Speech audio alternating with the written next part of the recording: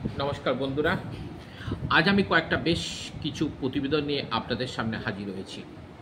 প্রথম প্রতিবেদনটা যেটা বলবো, বেশ কিছুদিন ধরে আমরা খবরের কাগজে জানতে পেরেছি যে জাল ওষুধে নাকি গোটা বাজার ছেয়ে গেছে। এটা কোথা থেকে আসছে, কিভাবে আসছে, কাদের মাধ্যমে আসছে, সেই সমস্ত বিস্তারিত বিবরণ বা জানার আমার এতটুকু আগ্রহ নেই। শুধুমাত্র সংবাদ মাধ্যমেই জানতে পেরেছি যে গোটা বাজারটাতে কিন্তু জাল ওষুধে কি হয়েছে না ভরে গেছে।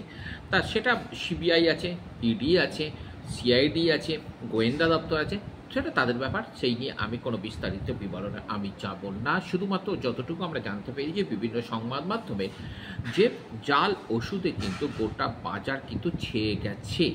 এবং পরবর্তী পদ যেটা আসছে প্রতিবেদনটা, সেটা হচ্ছে উড়িষ্যায় নাকি এক ভয়াবহ ট্রেন দুর্ঘটনা রয়েছে এবং লাইনচ্যুত হয়েছে 11টা কামরা। না, সরকারি যে হিসেব দিয়েছে সে সরকারি হিসেব মতো সেখানে একজন মাত্র মারা গেছে।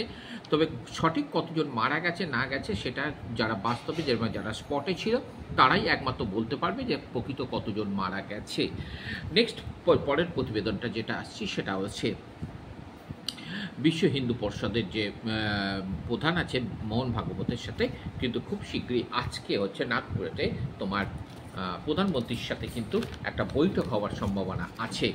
এবার আসি খেলার খবরে আসছি। খেলার খবরে ইন্ডিয়ান একাদশের সাথে ব্রাজিল একাদশের একটা যে খেলা হয়েছিল, ফ্রেন্ডলি বন্ধুত্বপূর্ণ ম্যাচ হয়েছিল, সেই ম্যাচেতে কিন্তু ব্রাজিল একাদশ অর্থাৎ রোনাল্ডিনোরা কিন্তু 2-1 গোলে কিন্তু পরাজিত করেছে ভারতীয় একাদশকে। অর্থাৎ যে ভারতীয় দলে যারা খেলেছিল, আই এম বিজয়ন খেলেছিল, অ্যালভিটো ডিকুইনা খেলেছিল, মেহতাব হোসেন খেলেছিল, অর্ণব মণ্ডল খেলেছিল, এবং ব্রাজিল দলে যারা ছিল তারা হচ্ছে তোমার রোনাল্ডিনো খেলেছিল, রিভালডোরা খেলেছিল, অর্থাৎ যারা বিশ্বকাপ ছিল এবং এক সময় কিন্তু ফুটবল মাঠকে দাপিয়ে বেরিয়েছে যে সমস্ত ব্রাজিলীয় ফুটবলাররা, তারা কিন্তু এই ম্যাচে কিন্তু তারা অংশগ্রহণ করেছিল।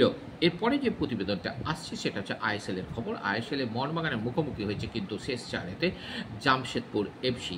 গতকাল তারা 2-1 গোলে পরাজিত করেছে নর্থ ইস্ট ইউনাইটেডকে, কিন্তু তারা পরাজিত করে শেষ চারেতে মোহনবাগান সুপার জায়ান্টের মুখোমুখি হয়েছে। এরপরে যেটা আসছে, তবে জামশেদপুর এফসি কিন্তু শেষের দিকে মাত্র 10 জনে খেলেছিল, 10 জনে খেলেও কিন্তু নর্থ ইস্ট ইউনাইটেড কিন্তু সমতা ফেরাতে পারেনি বা যা কাঙ্ক্ষিত যে জয়, সেই জয়টাও তারা কিন্তু পায়নি। এরপরে যেটা আসছে, আজ কিন্তু যেটা আসছে সেটা হচ্ছে তোমার গতকাল যে চেন্নাইয়ের সাথে খেলাটা ছিল, অর্থাৎ চেন্নাইয়ের সাথে খেলা ছিল কার না, চেন্নাই ভার্সেস ছিল রাজস্থান রয়্যালস এবং চেন্নাই সুপার কিংসের মধ্যে যে ম্যাচটা হয়েছিল, অর্থাৎ টাটা আইপিএলে যেটা খেলা হয়েছিল, সেই খেলাতে কিন্তু কারা জয়লাভ করেছে না, রাজস্থান রয়্যালস কিন্তু কত 6 রানে কিন্তু জয়ী হয়েছে এবং 6 রানে জয়ী হয়েছে এবং ম্যাচের সেরা হয়েছে কিন্তু নীতিশ রানা যে রাজস্থান রয়্যালসে 36 বলে 81 রান করেছিল। এবার অপর একটা ম্যাচ যেটা হয়েছিল সেটা 3:30 থেকে শুরু হয়েছিল, সেটা ছিল সানরাইজ হায়দ্রাবাদের সঙ্গে দিল্লি ক্যাপিটালসের মধ্যে যে ম্যাচটা হয়েছিল, সেই ম্যাচে কিন্তু দিল্লি ক্যাপিটালস কিন্তু জয়লাভ করেছে এবং কত না 7 উইকেটে কিন্তু জয়লাভ করেছে। অর্থাৎ প্রথমে ব্যাট করতে নেবে 18.4 ওভারে 163 রান করে সানরাইজ হায়দ্রাবাদের সবাই কিন্তু আউট হয়ে যায় এবং এই আউট হওয়ার পেছনে যার সব থেকে বড় অবদান আছে সেটা হচ্ছে মিচেল স্টার্ক।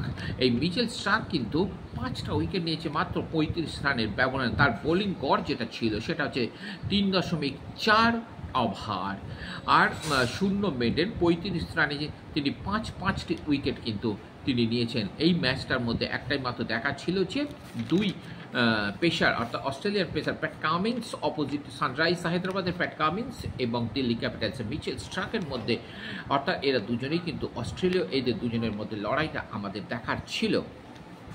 এরপরে আমি যেটা আসছি সেটা হচ্ছে আজ ওয়াংখেড়েতে অর্থাৎ মুম্বাইয়ের ওয়াংখেড়েতে যেটা খেলা হবার কথা আছে কলকাতা নাইট রাইডার্সের সাথে কলকাতা নাইট রাইডার্সের সাথে খেলাটা আছে কিন্তু আজকে, অর্থাৎ মুম্বাই ওয়াংখেড়ে স্টেডিয়ামেতে খেলাটা হবে কেকেআর ভার্সেস মুম্বাই ইন্ডিয়ান্সের ক্যাপ্টেন রোহিত শর্মা এবং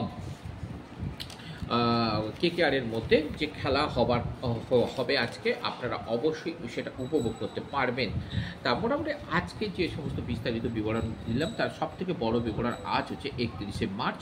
আমরা সবাই জানি যে এবার 31শে মার্চ আজ হচ্ছে ঈদ, পবিত্র ঈদ আজকে পালন করা হবে। এই ঈদেতে সমস্ত বন্ধুদেরকে, ইসলামধর্মী বন্ধুদেরকে আমার তরফ থেকে জানালাম শুভেচ্ছা। আপনারা অবশ্যই আজকে গুরুত্বপূর্ণ খবর নিয়ে আপনাদের কাছে আসছি, আপনারা অবশ্যই আমার পাশে থাকবেন এবং আমি প্রতিদিন কিন্তু এইরকম একটা অনুষ্ঠান করে থাকবো, নিত্য নতুন খবর নিয়ে আবার আপনাদের কাছে চলে আসবো। নমস্কার।